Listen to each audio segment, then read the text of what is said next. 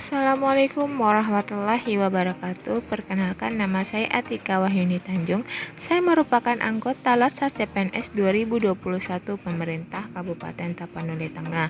Hari ini saya akan menjelaskan tentang tugas agenda 2, yaitu akuntabilitas. Apa itu akuntabilitas? Sebelumnya ada 4 aspek yang akan kita bahas pada akuntabilitas. Yang pertama ada konsep akuntabilitas, yang kedua mekanisme akuntabilitas, yang ketiga akuntabilitas dalam konteks, dan keempat menjadi PNS yang akuntabel. Yang pertama kita bahas yaitu konsep akuntabilitas. Apa itu pengertian akuntabilitas? Akuntabilitas adalah kewajiban pertanggungjawaban yang harus dicapai. Yang kedua ada aspek-aspek akuntabilitas. Yang pertama, akuntabilitas adalah sebuah hubungan. Yang kedua, akuntabilitas berorientasi pada hasil. Yang ketiga, akuntabilitas memperbaiki kinerja. Yang keempat, akuntabilitas membutuhkan laporan. Dan yang kelima, akuntabilitas membutuhkan konsekuensi, baik itu sanksi maupun penghargaan. Yang ketiga, akuntabilitas publik, di mana akuntabilitas merujuk pada terwujudnya nilai-nilai publik. Yang keempat, tingkatan akuntabilitas. Yang pertama, akuntabilitas personal, individu, kelompok, organisasi, dan yang terakhir, stakeholder.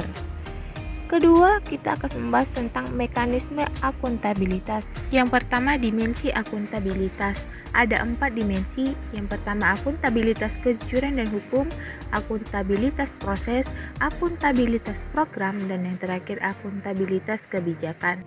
Selanjutnya, menciptakan lingkungan kerja yang baik. Itu ada 9 aspek. Pertama, kepemimpinan, kedua integritas, ketiga keadilan, keempat transparansi, kelima tanggung jawab, keenam kepercayaan, ketujuh keseimbangan, kedelapan kejelasan, dan terakhir kesembilan konsisten. Selanjutnya, mekanisme akuntabilitas birokrasi ada 3, yaitu perencanaan strategis, kontrak kerja, dan yang terakhir laporan kinerja. Yang terakhir, framework akuntabilitas yaitu memiliki 5 langkah, yaitu pertama, tentukan tujuan dan tanggung jawab, 2, rencanakan apa yang akan dilakukan, 3, lakukan implementasi monitoring, 4, berikan laporan secara lengkap, dan yang kelima, berikan evaluasi dan masukan. Lanjut, kita akan masuk ke dalam akuntabilitas dalam konteks. Yang pertama ada transparansi terkait pengaksesan informasi, yang kedua ada fraud atau praktek kecurangan dan perilaku korup, yang ketiga ada konflik kepentingan baik itu kepentingan pribadi, dan yang keempat penggunaan sumber daya milik negara. Selanjutnya kita akan membahas tentang menjadi PNS yang akuntabel. Bagaimana cara kita menjadi seorang ASN yang akuntabel? Yang pertama, kita harus mengetahui apa itu PNS yang akuntabel. PNS yang akuntabel adalah PNS yang mampu mengambil pilihan tepat ketika terjadi konflik kepentingan, tidak terlibat politik praktis, dan melayani warga secara adil konsisten dalam menjalankan tugas dan fungsinya.